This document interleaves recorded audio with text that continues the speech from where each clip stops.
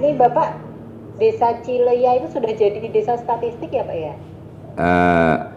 Ya, desa cinta statistik, ya. Oke. Ya. Oh sudah terpilih? Ya baru terpilih, bukan. Dari BPS sudah pernah ke sana ya Pak ya? Sudah. Ada Pak Andre datang ke kami dan Pak Budi, ya. Oh Pak Andre dan Pak Budi. Cileya itu masuk ke kabupaten apa ya Pak? Desa Cileya, Kecamatan Cimahi, Kabupaten Kuningan, Provinsi Jawa Barat. Oh Kuningan. Iya, Kuningan. Banyak peyem. Banyak peyem. Tape. Pernah juga makan peyem. Tape ketan. Tape ketan. Iya. Kalau di sana saya baca-baca tuh desa wisata ya Pak ya? Ya memang prioritas program kabupaten memang desa wisata kita. Karena suasananya sejuk ya gitu. Tahu saya bayangan Jawa Barat itu sejuk Pak. Nah, alhamdulillah. Iya. Iya. Ya mungkin kita sambil ngobrol-ngobrol santai aja ya Pak ya. Iya. Dari teman-teman kalau ada yang mau bertanya monggo ya. Jadi nimbrung aja ya. Kalau di Cileya nih kayak apa Pak gambaran desanya Pak? Kan kami dari kabupaten lain bahkan dari provinsi lain nih Pak. Belum ada gambaran sama sekali, tahunya ya desa wisata gitu loh Pak.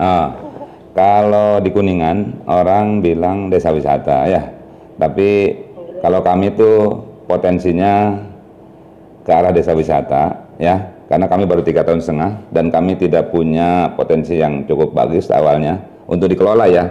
Tapi insya Allah kami berniat bersama teman-teman perangkat desa Cileya untuk membangun ya, membangun bagaimana desa Cileya ini terutama menjadi desa mandiri, terus kedua bisa berpenghasilan ya kan. Kan desa itu harus punya penghasilan asli desa kalau memang desa itu ingin lebih baik dari desa-desa lain.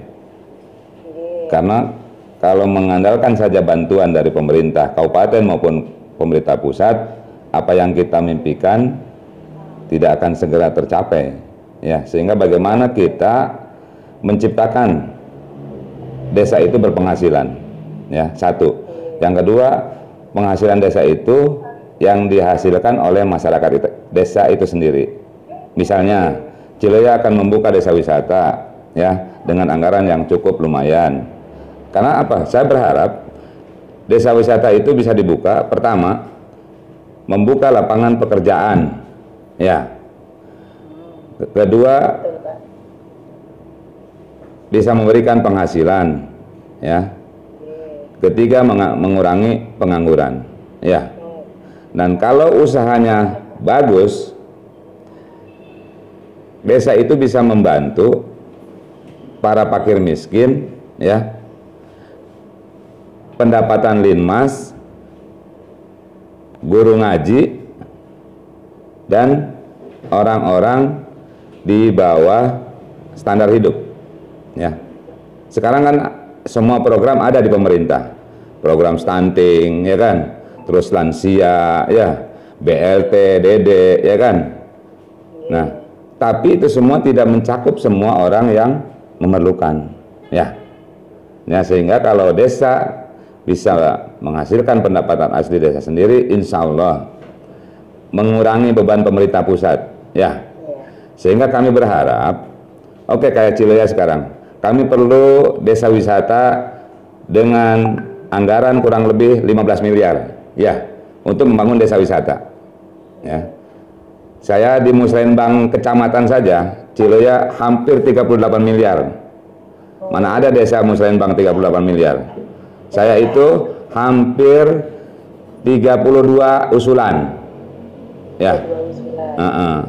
Nah, dari data-data itu nanti kalau kita udah statistiknya sudah bagus, mungkin akan lebih gampang menyampaikan data yang akurat. Kalau kayak gitu ke Bu ya biasa. Ya. Nggih, Pak. Sehingga kami berharap dengan Cileya ditunjuk sebagai desa cantik. Iya, Pak. Dan berharap seluruhnya menjadi desa cantik. Informasi data akan akurat. Haji, iya. Ya, gitu. Ya, itu barangkali. Sementara ya, mungkin ada lagi yang mau dipertanyakan, silakan. Sudah berapa tahun Pak Bapak menjabat jadi kepala desa ini? Saya persisnya kalau dihitung dari 3 Oktober 2017, berarti hampir 3 tahun 8 bulan. Ya. 3 tahun 8 bulan. Berarti kan tadi usia desa wisatanya 3,5 tahun ya Pak ya? Belum. Desa wisatanya belum. Mulai Bapak ini ya? Ya, kami akan kami merencanakan ya, gitu. Karena penduduk kami banyaknya sebagian besar menjadi usaha di luar kota ya. Nah, sebagian di samping petani. Namun tidak luput juga yang namanya di desa, tidak semuanya taraf hidup itu sama. Ya. Masih ada yang di bawah garis kemiskinan. Sehingga itu yang kami harus pikirkan ya, gitu. Itu. Jadi itu udah program awal dari Bapak sendiri ya sebagai kepala desa ya? Ya, kan di RPJMD juga ada ya. Ada yang program awalnya, ada beberapa yang utama ya, boleh saya sampaikan. Cilea bersih ya. Cilea bersih itu di dalamnya termasuk ada bank sampah ya. Dan termasuk kami harus menyiapkan sarana prasarana ya. Nah, sekarang ini saya baru persiapan penyiapan sarana dan prasarana ya. Pertama, tenaga untuk angkut sampah. Kedua, tempat pembuangan sampah ya. Ketiga, bagaimana sampah itu bisa menghasilkan untuk orang itu sendiri ya, seperti plastik, karton ya kan, itu semuanya bisa diuangkan walaupun nilainya tidak maksimal ya, gitu. Sehingga nanti ke depan kalau sudah berjalan bagus, nanti akan dikelola melalui bank sampah, dan administrasi keuangannya ke depan kalau sudah maju akan dikelola oleh BUMDes ya. Nah, semua usaha desa nanti akan ke BUMDes muaranya ya. Jadi dari mulai angkut, rapi-rapi, mengelola sampah menjadi organik atau menjadi pupuk organik, nah nanti akan dikelola oleh BUMDes gitu ya. Kami dari Pemdes ya. Sudah mulai jalan kah untuk pengelolaan sampah ini Pak? Belum total ya. Kami sudah buat saungnya, kami sudah beli mesin pengolah sampahnya, kami sudah beli tempat sampahnya. Ada yang kurang kemarin dalam penganggaran saya. Kenapa? Karena pembuangan sampah itu di luar desa, kami tidak membuat RAB pemagaran. Lali aku, lupa. Iya. Sehingga akan tertunda program saya, iya, gitu. Itu untuk sampah, ya. Terus yang kedua, program Cilea Hejo Royo Royo. Hijau Royo Royo. Program Cilea Hejo Royo Royo, dari setiap rumah akan kami belikan dan kami berikan polybag, bibit cabai, terong, tomat, jahe merah, ya kan? Nah, mudah-mudahan dengan motivasi itu mereka akan nambah, ya. Jadi di rumah masing-masing nanti ada palawija, ya, ada toga, ya. Toga itu apa? Apotik ya, gitu ya. Ya, apotik hidup, ya. Apa namanya? Taman obat toga, taman obat tabelapot ya. Nah, itulah, saya lupa itunya singkatannya ya, gitu. Ya, jadi nanti dikasih tadi bibit-bibitan, ya. Saya berharap minimal bisa menekan belanja rumah tangga, ya, menekan biaya rumah tangga. Kalau cuma mau beli sayuran kan tinggal metik, cabenya tinggal ngambil, kan gitu ya. Nah, kalau kelebihan, kalau kebanyakan di warga menanam palawija, nanti ada bank palawija, di mana yang geraknya bisa ibu PKK, bisa ibu kelompok tani, bisa anak-anak Karang Taruna, ya kan gitu. Tapi tetap bermuara ke BUMDes, nanti ke depannya itu ya. Nah, tahun ini kami membuat pilot project atau percontohan untuk RT 1 RW 1 di Dusun Puhun. Nah, besok ini kalau bibitnya sudah datang akan kami pasang, kami terapkan dari mulai tadi tempat sampah, polybag dan bibitannya. Nah, berikutnya supaya lingkungan itu tetap bersih dan airnya perlu terjamin. Sehingga di RT situ nanti akan kami, sekarang juga sudah ada ya, PAM desa sudah ada, hanya belum maksimal. Dalam arti belum dari rumah ke rumah. Masih ada penampungan orang ambil ya. Nah, untuk RT 1 RW 1 nanti rencana kami akan dipasang sejenis water meter ya untuk penghematan. Jadi kalau tidak dipasang seperti itu, ya namanya orang kadang-kadang dia buka air buat penampungan, dia tidur, airnya kebuang.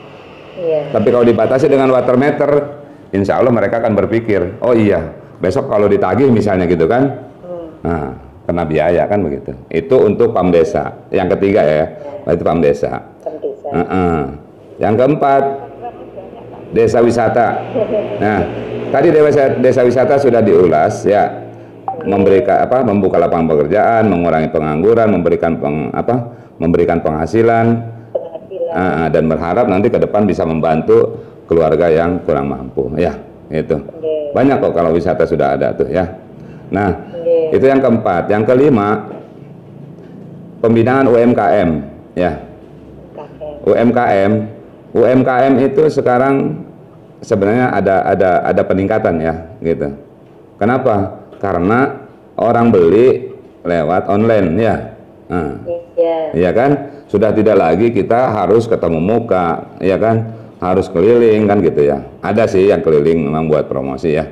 Tapi alangkah baiknya kalau kita bina dari mulai rasa produk, ya, kemasan produk, pembinaan pemasaran bagaimana UMKM yang ada ini bisa menambah penghasilan. Ya kan? Sekarang orang Cileya, orang Kuningan kebanyakan usaha di Jakarta atau di luar Kuningan usaha kelontongan, ya kan? Nah, para UMKM kalau saja kita bisa komunikasikan dengan teman-teman yang buka warung kelontongan, itu bisa kita drop. Misalnya, saya sudah mencoba menghitung untuk 800 saja pedagang, ya, dengan harga 4.000 aja. Itu setiap bulan itu hampir 48 juta masuk ke desa. Kalau kita sudah manage dengan baik. Gitu ya, itu untuk pembinaan UMKM ya. Untuk yang lainnya ya Bu ya. Nah, untuk yang lainnya program irigasi dan pertanian ya. Di kami pertaniannya tada hujan ya. Nah, tada hujan di mana banyak yang harus kita perbaiki. Pertama, tanggul sungai yang bisa mengalirkan air ke saluran irigasi tersier ya. Nah, kami ada 8 tanggul, yang harus kita perbaiki ya.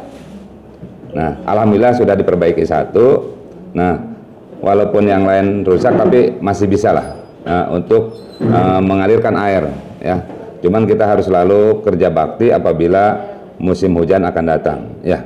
Itu kalau di istilah di Cileya itu, di Kuningan itu nyusuk namanya, memperbaiki saluran air ya, yang memang ada rumputnya ya. Nah itu tadi irigasi diharapkan orang bisa nanam 2 kali minimal kan gitu ya.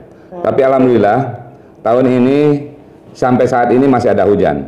Biasanya di desa saya udah bulan Mei, Juni, Juli, Agustus itu udah lagi rame, Pak Kuwu air gitu ya, gitu. Nah, biasanya begitu.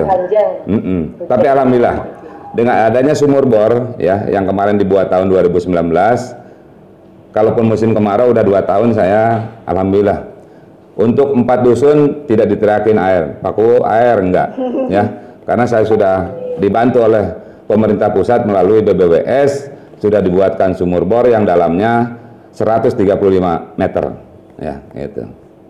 Jadi alhamdulillah untuk 4 dusun ya.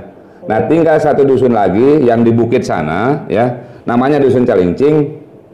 itu masih satu lagi kurang sumur bor. Kami sudah minta bantuan ke BBWS karena ada COVID-19 sehingga beberapa kegiatan tertunda. Ya. Padahal kalau satu lagi saja BBWS bisa bantu kami dengan membuat sumur bor, waduh udah rada tenang terkait hal air ya. Dan kami kesulitan dan kami kesulitan kerjasama dengan perhutani ya. Nah, agak sulit kami dengan perhutani ya. Jadi mungkin bukan saya saja, yang lain juga akan kesulitan bekerja sama dengan perhutani ya. Gitu. Jadi mudah-mudahan dengan saya bisa komunikasi di sini, pemegang kebijakan, Kementerian Kehutanan dan lain-lain bisa dengar bahwa desa itu banyak yang memerlukan bantuan dari perhutani. Ya, seperti Ciloya, kebetulan sumber airnya itu ada dekat perhutani gitu loh. Nah, BBWS minta pengeboran itu, pembuatan gardu itu dilakukan di tempat situ yang tidak jauh dari sumur bornya. Itu kendala saya di Dusun Calincing ya, gitu. Ya. Nah, mungkin kalau nanti dengan adanya statistik yang baik, informasi itu akan akurat. Ciloya apa sih susahnya kan gitu ya, kurangnya apa sih kan gitu. Nah yang tadi itu terkait urusan air dan irigasi pertanian ya. Yang terakhir mungkin olahraga ya, olahraga untuk menjaga kesehatan masyarakat ya. Kami di balai desa ada ibu-ibu senam, bulu tangkis ya, poli mungkin di dusun-dusun ada, tapi belum maksimal. Kami berharap melalui pemerintahan provinsi atau syukur-syukur pusat, kami dapat dibuatkan gelanggang olahraga. Ya. Nah, gelanggang olahraga atau GOR juga bisa dibuat usaha, Bu, Pak. Ya. Bikin GOR, saya kan punya 5 blok, ya, 5 dusun. Puhun, Wage, Manis, Lewi Kuda, Calincing. Ya. Senin, Selasa, Rabu, Kamis, Jumat. Nah, Sabtu Minggunya kita bisa sewakan ke tempat lain, begitu. Jadi semua bisa menghasilkan uang kalau saya bilang, kalau memang sarana prasarana di desa bisa dicukupi, ya. Sehingga intinya untuk desa yang memang betul-betul komitmen, kami mohon perhatian pemerintah. Tadi ke depan, apalagi ini data statistiknya akan kita perbaiki dari bawah ke atas. Mudah-mudahan dengan adanya kerjasama atau kami ditunjuk desa cantik, bukan saja Ciloya, tapi seluruh desa yang ada di Indonesia bisa mempunyai data yang baik dan benar, dapat dipertanggungjawabkan, dan pengambil kebijakannya berdasarkan informasi dari data statistik yang akan di-pooling oleh BPS di masing-masing kabupaten. Mungkin itu, Bu, nanti gampang lagi kalau memang ada lagi yang dipertanyakan silakan, dan kasih kesempatan untuk teman-teman yang lain. Terima kasih. Sementara saya belum tutup. Ya. Izin Bapak. Siap. Ini kalau saya menyimak paparan jenengan ini kayaknya ini Pak, sudah maju sekali desanya ya, programnya ya banyak. Ya, alhamdulillah. Kayaknya malah kita yang harus belajar Bapak ini. Bisa memanage sedemikian bagusnya gitu Pak. Ini saya jadi penasaran, itu perangkat desanya berapa ya Pak? Kalau sudah sampai semaju ini Pak? Perangkat desa kami 13 bersama saya. 13 ya Pak? Ya. Berarti apa nih? Aparat semuanya tersedia Pak, dari Kasipem? Ya, nanti kami coba sampaikan ya. Pertama kasih pemerintahan, ya. Kedua kasih pelayanan, ketiga kasih kesra. Ya. Untuk ketiga, untuk KAUR itu kan di bawah sekretaris desa ya. KAUR perencanaan, KAUR keuangan, KAUR umum dan tata usaha. Nah, kadusnya ada 5. Yaitu kadus Puhun, Wage, Manis, Lewi Kuda dan Calincing. Lengkap ya Pak? Alhamdulillah. Berdasarkan Perbub nomor 84 kita udah penuhi semua, dan alhamdulillah berjalan sebagaimana harapan ya. Gitu. Walaupun sedikit masih ada lah ya. Gitu. Kalau kendala pasti ada. Kalau ini Pak, kalau untuk desa wisata kan memang salah satu programnya desa wisata ya Pak. Tempat wisata di sana banyak ya Pak ya? Sebenarnya kalau kabupaten banyak, ya kabupaten ya, tingkat kabupaten banyak. Kalau kami karena kebetulan ada bendungan Kuningan yang baru dibangun ya, sebenarnya mesti diresmikan kemarin sama Pak Jokowi tanggal 21 mestinya, ya. Tapi karena Pak Jokowi ada sesuatu hal, jadi nggak ada, belum diresmikan. Nah kami di sini kan dikelilingi 5 kecamatan, ya, sebelum masuk ke bendungan Kuningan. Jadi kami sebagai penyangga, kami akan bentuk secepatnya desa wisata, ya, gitu. Kalau potensi lain, ya tadi kan kalau pertanyaan kemarin dari Pak Andri, punya potensi apa Cilu ya? Saya bilang kalau potensi turunan kami nggak punya ya, gitu. Tapi kita harus menciptakan potensi itu, gitu. Kalau potensi turunan apa maksudnya?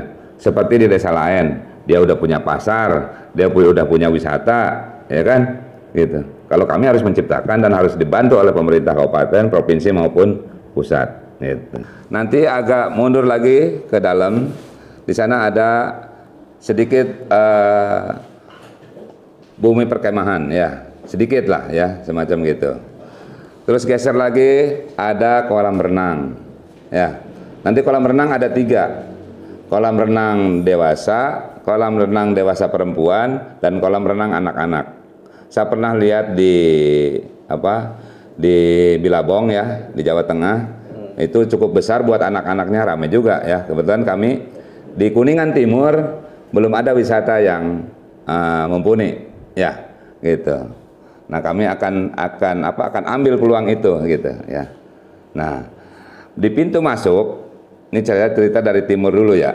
Di pintu masuk, di sana kan ada, mungkin nanti ada BUMDes saya di depannya tuh ya, ada warung BUMDes atau Desamat ya, ada Desamat.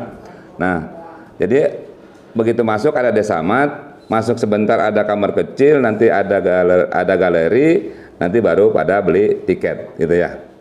Nah, habis beli tiket ke dalam, nanti untuk anak-anak udah langsung pasti lari. Ada bom kar, ada apa gitu kan di situ. Saya siapin memang gitu ya. Itu. Nah, di bawah bom kar, jadi antara bom kar dengan kolam renang anak-anak itu berdekatan. Di antara situ akan saya buat kolam ikan terapi. Jadi kalau ibu-ibu, bapak-bapak nungguin anaknya di sebelah kiri dan nungguin anaknya di sebelah kanan sambil berenang, ibunya sambil kejet-kejetan kakinya, ya kan? Keenakan disedot ikan terapi begitu ya. Nah, sehingga semua kegiatan itu nanti akan dilaksanakan oleh masyarakat kami, Pak. Ya, Bu. Jadi dari mulai parkir, mulai tiketing, mulai kebersihan, mengelola air, terus mungkin kan otomatis ada jajanan ya kan. Nah, itu juga peluang buat ibu-ibu, bapak-bapak yang memang biasa menyajikan warung gitu ya. Untuk misalnya kayak kalau di Kuningan itu ada kasreng Pak namanya ya. Ada warung kasreng. Kalau di Jogja itu nasi kucing modelnya ya. Nah, atau semacam apa ya, anjungan atau apa namanya sebutnya? Angkringan. Ya kayak gitu ya. Kayak gitu. Nah, di kita juga ada namanya kasreng gitu. Dan buku kami atau istri saya itu bisa masak sop ikan gurame. Nanti mudah-mudahan Pak Kuwu pensiun itu sama bukunya bisa jualan juga di situ di tempat wisata kan begitu. Itu. Iya. Buku itu ahlinya masak sop ikan gurame dan bikin kolang kaling gitu. Nah itulah programnya seperti itu. Kalau Bali sih udah berat lah, saya lawan Bali nggak bisa lah ya. Tapi mudah-mudahan nanti dari Bapak ada yang bisa kami share ya, gitu. Ya. Malah saya ini Pak, kagum juga nih lihat ini Pak perencanaan dan segala macamnya sepertinya sudah saya sampaikan tadi kayak siap lepas landas nih Pak, tinggal pola sedikit dan lihat perkembangan ke depannya sih Pak. Saya kalau dikasih pemerintah pusat 38 miliar, Cileya sudah betul-betul mandiri. Betul, saya jamin. Dan tidak akan saya bawa pulang duit ke rumah saya. Ya, perangkat saya sudah teruji semua dengan kepelitan saya. Ya, gitu. Iya. Yang baik ya Pak ya. Iya. Kepelitan untuk yang baik ya Pak. Iya. Sudah teruji 3 tahun 8 bulan dengan kepelitan saya, tidak pernah memberikan uang cuma-cuma kepada mereka. Ya, Jadi kalau saya dikasih oleh pemerintah 38 miliar, Cilia sudah selesai. Gak usah dibantu mungkin ke depan gitu kan gitu. Ya, mantap, Iya, mantap, Pak. betul. Desa itu harus dimodalin seperti itu Pak, Bu. Kalau dan tip, jadi jangan sampai kita minta terus ke pemerintah pusat kan begitu. Jadi modalinlah pemerintah pusat agar desa itu betul-betul mandiri begitu. Ya, itu Pak, Bu. Ya. Oke, mungkin itu aja sih Pak. Pak Jo, mungkin nanti teman-teman yang lain bisa menambahkan atau menanyakan hal lain. Terima kasih. Makasih sama-sama Pak. Oke Ibu, Bapak yang lain mangga. Dia izin nanya Hah? sedikit. Boleh. Selamat pagi Pak Gede.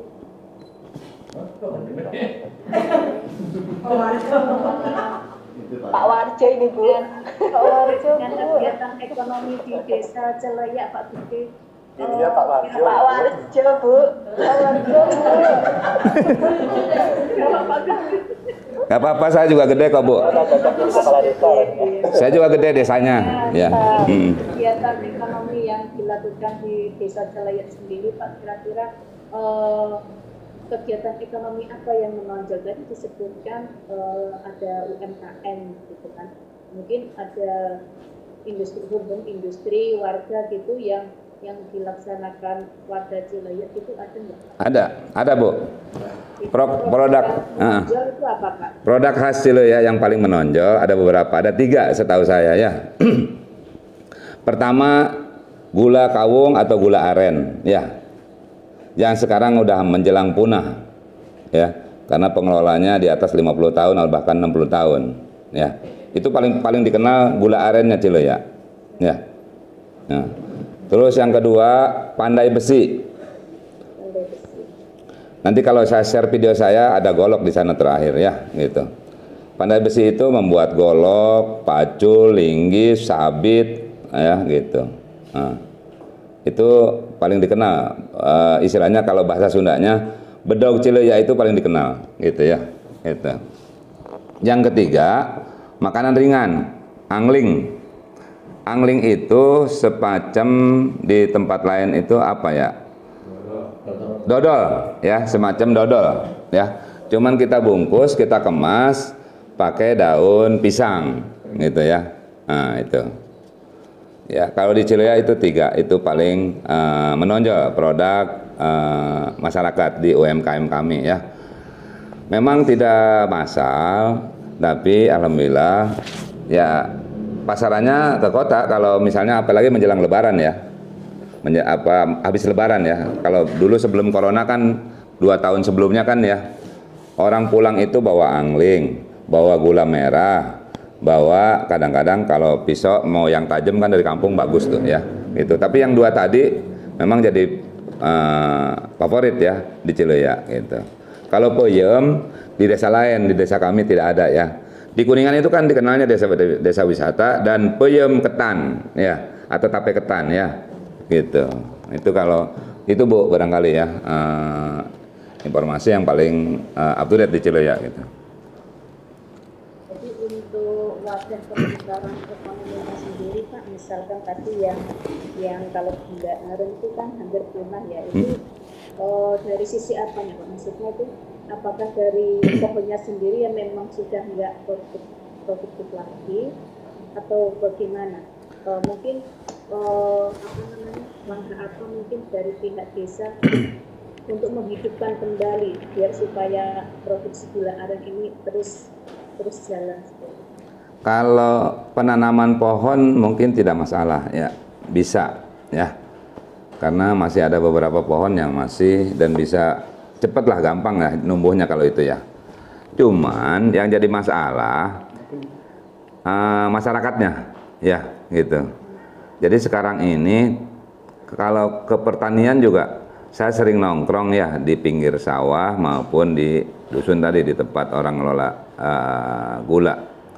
Jadi sudah jarang orang usia di bawah 40 ya yang mau ngelola itu. Adapun ada juga di atas 50. Ke sawah aja udah jarang, udah masih banyak orang tuanya ya gitu. Nah, sehingga Pak Gubernur Jawa Barat kan menciptakan petani milenial ya gitu. Karena berharap pertanian itu ada regenerasi. seperti gula aren tadi. Mungkin 10 tahun lagi udah jangan-jangan punah kali di tempat saya gitu. Ya.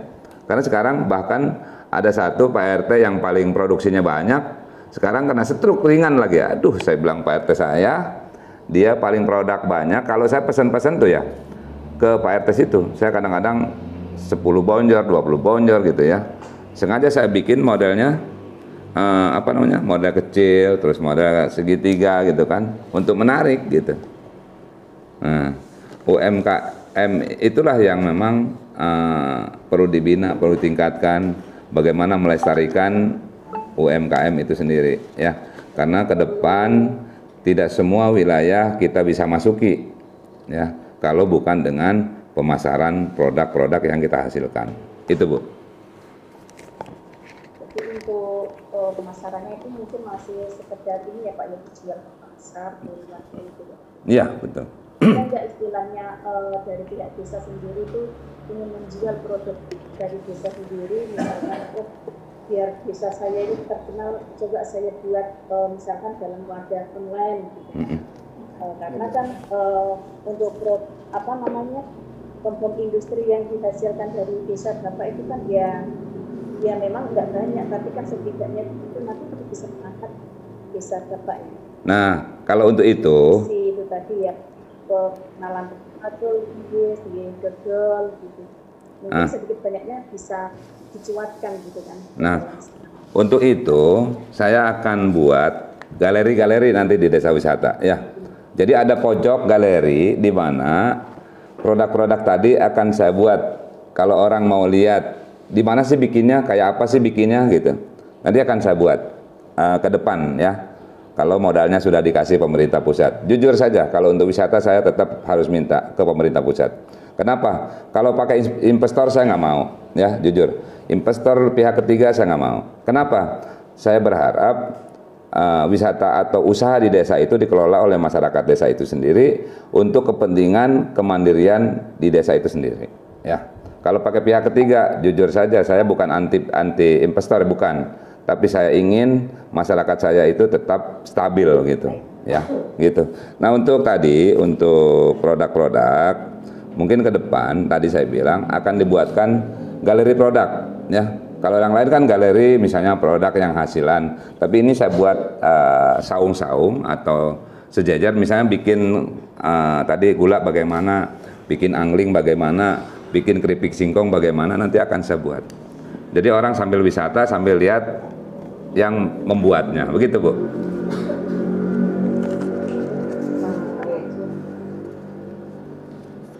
Saya sedikit Pak Warjo. Ya siap. Assalamualaikum. Waalaikumsalam warahmatullahi wabarakatuh. Dari tadi mungkin kita banyak ngobrol-ngobrol banyak, tapi kita belum kenalan nih dari kami. Oh iya betul. Mestinya kenalan dulu ya kita. Iya. Saya perkenalan dulu Pak, saya Dewa Mega Pak dari Bali. Bali lagi, waduh, pesaing wisata berat-berat nih, Bali semua nih. Wih, gile. Kita ngomongin jangan yang berat-berat dulu, yang ringan-ringan. Ya, boleh, yang ringan dulu, iya. Ya mungkin saya mau tanya sih Pak, kita mungkin Pak kan baru menjabat tadi ya 3,5 bulan gitu ya? 3 tahun 8 bulan. 3 tahun 8 bulan ya. Nah, mungkin Pak bisa cerita gitu Pak, kok bisa memutuskan menjadi kepala desa gitu Pak? Secara awal gitu ya. Oke, iya. Saya jadi balik dari awal ya. Ibu tadi mohon maaf ya, Bu siapa ya? Itu kita. Jadi saya cerita sedikit. Saya itu lahir di Cileya tahun 63. Jadi habis lahir kurang lebih 6 tahun dibawa ke kota, ke Jakarta. Nah, ya kan? Karena waktu kecil saya bandel, pernah ketabrak motor, ya. Jadi SD-nya saya ditaruh di kampung, dibalikin lagi saya ke Cileya. Ya, itu. Tabrak motor gimana? Ya lagi main biasa. Kan di Jakarta kan dulu hampir tahun 69-an ya. 69 70 kan udah banyak ada motor ya gitu ya. Dikit kendaraan gitu ya. Saya tuh mainnya suka jauh dari rumah ya. Nah, habis ketabrak motor udah sehat, begitu SD pulangkan ke Cileya, dititip di nenek saya. Ya kan? Gitu. Dititip di nenek, SD, SMP saya di Cileya sampai tahun 79, ya kan ya. 79 saya hijrah lagi ke Jakarta karena udah gede kan, udah paham itu ya. Nah, dari Jakarta SMA, saya di Jakarta SMA nggak mau disekolahin kalau tidak ikut saudara saya yang sudah mapan sama ibu saya. Kan saya harus sekolahnya di Pandeglang, Banten, ya. Ikut kakak sepupu yang sudah berhasil. Jadi ke Pak Kapuspen ya, sana. Karena banyak contoh dari keluarga itu, banyak contoh. Jadi saya dianggapnya untuk ikut mencontoh. Tapi karena tetap tadi saya masih bandel, ya, saya pulang ke Jakarta hanya 100 semester. Sudah, kamu nggak usah sekolah, kamu kerja bangunan aja, ya kan? Gitu. Nah, saya ada tetangga yang sekolah malam. Jo, kamu mau sekolah malam nggak? Kalau kamu mau sekolah, sekolah aja. Kalau siang ngapain? Jualan koran sama kuli bangunan saya. Ya. Pernah jadi kuli bangunan, Pak? Pernah. Iya. Jadi kerja apa, sekolah sambil kerja gitu, Pak? Iya. Di Jakarta itu kan ada sekolah malam zaman dulu, ya. SMA, SMA malam. Saya kalau nggak jualan koran, saya kerja bangunan, ngenekin gitu kan, gitu. Sampai lulus. Jadi paginya kerja, malamnya baru sekolah gitu. Iya. Nah, kan tahun 80 tuh 82 ya saya. Ya. 84 masuk Kimia Farma. Sebelumnya tadi kerja di luar lah ya, kerja setelah lulus SMA masih kerja di kantor, tapi 84 saya masuk Kimia Farma, Jakarta. Kimia Farma kan BUMN ya, terkenal lah ya, obat-obatan ya, gitu. Nah, sambil kuliah juga tahun 86 tuh ya, kuliah, punya istri, punya anak, nyicil rumah, ya kan, gitu. Jauh lagi. Ini, Pak, sudah beristri, Pak, waktu kuliah. Ya, udah kuliah tuh tahun 89 saya nikah, ya, gitu. Nah, alhamdulillah dengan setelah lulus, ya ada perubahan income dan perubahan status kan begitu ya, gitu. Nah, disitulah mulai dipindah-pindah saya. Dari keuangan 22 tahun, pindah ke anak perusahaan 2003, ngelola SDM, umum, keuangan, dan pajak. Berkembang perusahaannya, saya mengelola SDM dan umum. Berkembang lagi, saya dipindah karena harus menangani di pabrik. Balik lagi ke holding saya, ya. Di holding, di pabrik saya memegang SDM dan umum kurang lebih 2 tahun, ya. Karena di sana selalu demo tiap tahun. Menjelang akhir tahun tuh demo kalau di pabrik di kawasan industri Pulau Gadung, ya, gitu. Jadi saya harus menangani itu. Nah, berikutnya saya dipindah ke gedung sebelah ke pusat, ke logistik pusat. Logistik pusat itu menampung hasil produksi Jakarta, Medan, Bandung, dan Tanjung Mora, Jawa Timur, ya, itu. Nah, cepat cerita, di situ juga 2 tahun kurang lebih menjelang pensiun saya ditarik ke Satuan Pengawasan Intern, ke SPI, ya. Nah, di mana, Pak? Di Kimia Farma juga. Kimia Farma juga. Dipindah ke pusat, ke holding saya. Ya. Tadi di distribusi saya pegang keuangan dan umum, ya. Pindah. Nah, sambil di SPI ternyata di desa ada pemilihan kepala desa tahun 2017, ya. Saya tinggal 7 bulan lagi waktu itu mau pensiun, ya. Nah, iseng-iseng saya, hanya 1,5 bulan kalau nggak salah saya ikut di kampung itu untuk promosi gitu kan, gitu. Untuk kampanye. Iseng-iseng saya kalau dapat jadi kades, kalau nggak dapat saya balik lagi Kimia Farma kan begitu. Gitu. Tapi di lelahnya Allah memberikan saya lain, ya, gitu. Jadi langsung lah terpilih tanggal 6 Agustus 2017 terpilih sebagai Kepala Desa Cileya. Tanggal 3 Oktober dilantik oleh Bupati, tanggal 5 Oktober sertijab antara kades lama dengan kades baru. Itulah ceritanya, gitu. Nah, gitu. Berarti pencalonan pertama langsung menang nih, Pak. Ya, alhamdulillah ya. Pesaingnya 3 incumbent sama pesaing 1 lagi, gitu. Itu cerita awal jadi kepala desa. Jadi iseng-iseng berhadiah, tapi begitu jadi saya Iseng-iseng berhadiah. harus benar kan begitu, gitu. Itu Pak. Pak Dewa Mega kayaknya tertarik nih jadi Pak Kades. Masih terlalu muda. Ya. Dapat pensiun. Kalau masih muda pensiunnya dikit Pak, ya. Kalau saya pensiunnya udah normal karena masa kerjanya lebih dari 30 tahun kan begitu. Kalau kepala desa ada batas apa Pak kayak periodenya gitu Pak? Ada. Periodenya 6 tahun. Oh 6 tahun. 6 tahun ya. 6 tahun. Terus bisa itu apa incumbent lagi bisa Pak? Berarti 2 periode. Bisa 3 periode sekarang. Sekarang bisa 3 periode. Kalau masyarakat masih berkenan gitu. Kalau nggak pun nggak apa-apa kan gitu, ya. Gitu.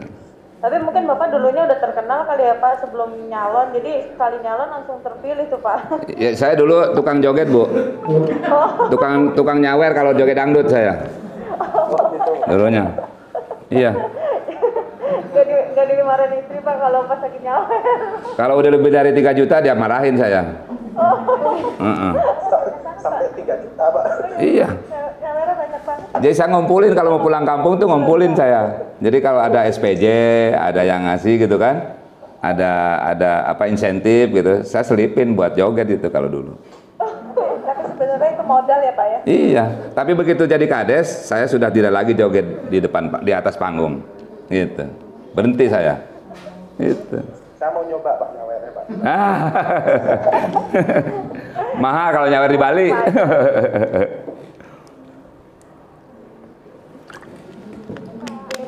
Ya, monggo. Ya? Belum, masih 7 bulan kalau nggak salah. Karena 1 Mei 2018 satu pensiunnya. Ambil pensiun dini tapi sudah dianggap pensiun normal. Karena sudah lebih dari 30 tahun saya mengiur BPJS Tenaga Kerja dan BPJS Kesehatan gitu. Wajo. Ya, siap Ibu. Desa Ciloyo itu aman Pak? Alhamdulillah aman. Ya, aman dari sisi apapun aman. Covid pun aman, alhamdulillah saya. Ya, hanya di bawah 7 atau di bawah 10 lah ya, gitu ya, gitu. Itu pun bawaan orang-orang dari kota ke bawahnya. Alhamdulillah. Sembuh Pak? Alhamdulillah sembuh, nggak ada yang meninggal. Dan sudah kami lakukan penyemprotan dengan desinfektan, dengan fogging, gitu kan, udah kami lakukan. Maksudnya 10 itu 10 orang ya Pak? Ya kan itu bertahap ya. Udah dari pertama itu, dari pertama ada COVID ya, nggak nyampe 10 orang lah di tempat saya. Gitu. Alhamdulillah untuk kesehatan. Karena saya punya klinik 1, dokter praktek 3, pustu 1.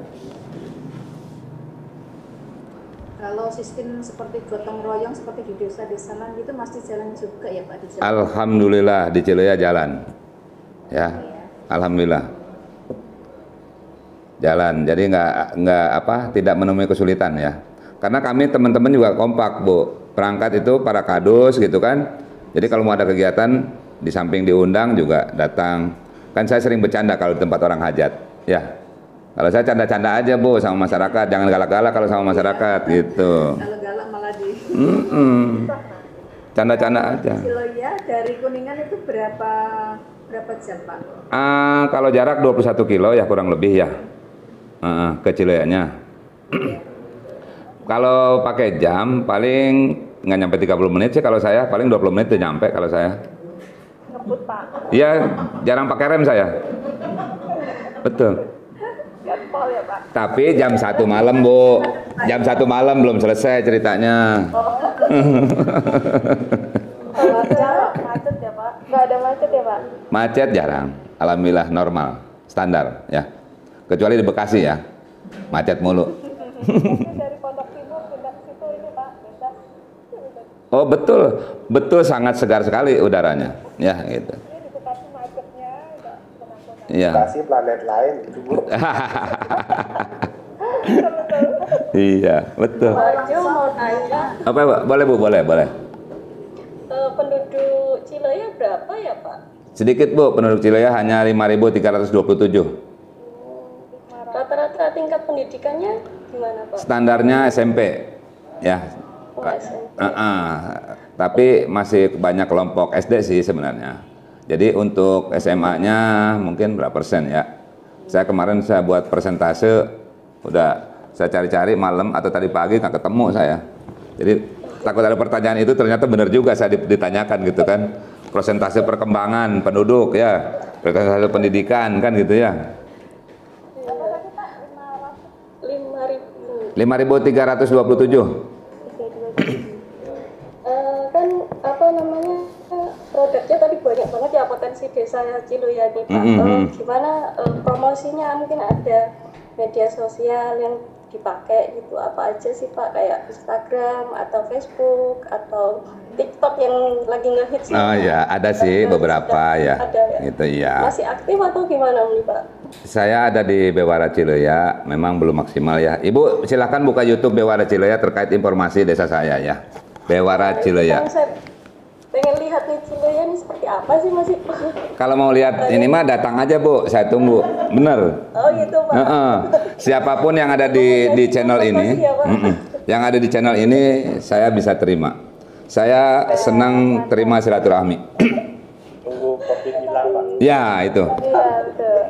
Saya mau nyawer ke sana Pak. Saya waktu tahun 2018 ya, teman saya dari pabrik hampir 80 motor 4 mobil ke sini. Bagaimana saya menyediakan di desa? Tuh. Makanya kalau cuman satu grup di dalam Zoom meeting ini saya bisa terima. Gitu. Jadi Lagi di sana banyak pohon-pohon itu ya Pak, obat-obatan. Jadi mungkin keluarganya sehat semua ya Pak, pakai jahe merah tadi. iya, herbal banyak. Ya. Herbal. Yang penting begini, kalau sehat itu dari pola pikir yang paling utama, ya. Kita happy, ya, kita happy. Tapi jangan lupa makan, ya. Jangan lupa makan, ya. Happy, jangan lupa makan, ya. Terus apa tadi, doa-doa, ya gitu, dengar-dengar.